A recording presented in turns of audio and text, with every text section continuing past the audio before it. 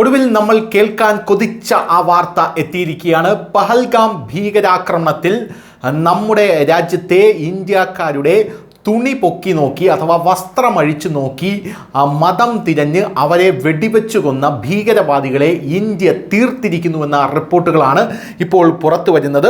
3 ഭീകരരെയാണ് കശ്മീരിൽ ഓപ്പറേഷൻ മഹാദേവ് എന്ന് പറയുന്ന ഒരു ഓപ്പറേഷൻ ഇന്ത്യൻ സൈന്യം തുടങ്ങി വധിച്ചിരിക്കുന്നത്.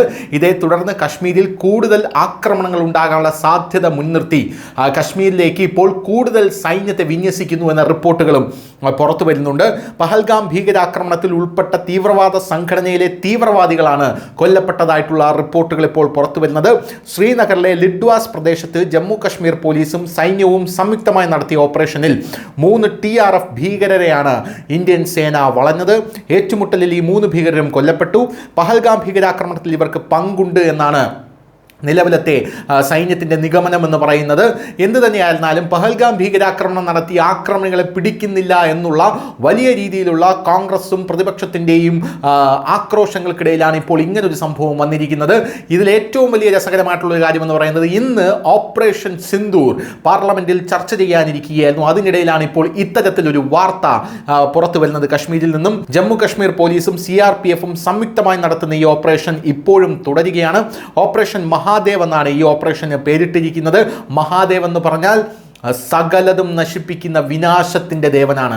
തീവ്രവാദികളെ അവരുടെ മടയിൽ കയറി അവരുടെ സകലതും നശിപ്പിക്കുന്ന ഓപ്പറേഷനാണിത് എന്നാണ് ഈ പേര് അന്വർത്ഥമാക്കുന്നത്. ലിഡ്വാസ് പ്രദേശത്ത് കൂടുതൽ ഭീകരർ ഒളിച്ചിരിക്കുന്നതായി സംശയിക്കുന്നു. ഡാച്ചിഗാം വനത്തിൻ്റെ മുകൾ ഭാഗത്ത് തിരച്ചിൽ പുരോഗമിക്കുകയാണ്. ശ്രീനഗറിനെ ത്രാലുമായി ബന്ധിപ്പിക്കുന്ന പ്രദേശമാണിത്.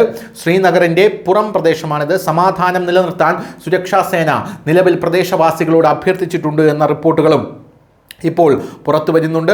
എന്തായാലും പഹൽഗാം ഭീകരാക്രമണത്തിൻ്റെ ഉത്തരവാദിത്തം ദി റെസിസ്റ്റന്റ് ഫ്രണ്ട് TRF എന്ന് പറയുന്ന ലഷ്കർ-ഇ തൊയ്ബയുടെ ഒരു സംഘടന ഏറ്റെടുത്ത ഒരു സാഹചര്യം ഉണ്ടായിരുന്നു.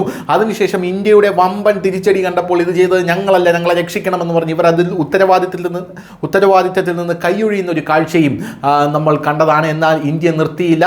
ഇപ്പോഴിതാ വരുന്ന വാർത്തകൾ അനുസരിച്ച് ആ ഭീകരവാദികളെ എല്ലാം തന്നെ ഇന്ത്യ നശിപ്പിച്ചിരിക്കുന്നു. ഇന്ത്യ തകർത്ത് തരിപ്പണമാക്കിയിരിക്കുന്നു. ഇനി അടുത്ത ഇന്ത്യയുടെ ലക്ഷ്യമെന്ന് പറയുന്നത് TRF ക്യാമ്പുകളുടെ സമ്പൂർണ്ണമായിട്ടുള്ള വിനാശമാണ്. അതിലേക്കാണ് ഓപ്പറേഷൻ സിന്ദൂർ 2 ഒളിവീശുന്നത് എന്നുള്ള റിപ്പോർട്ടുകളും ഇതിനോട് നമ്മൾ ചേർത്ത് വായിക്കേണ്ടതാണ്. News desk, news India Malayalam.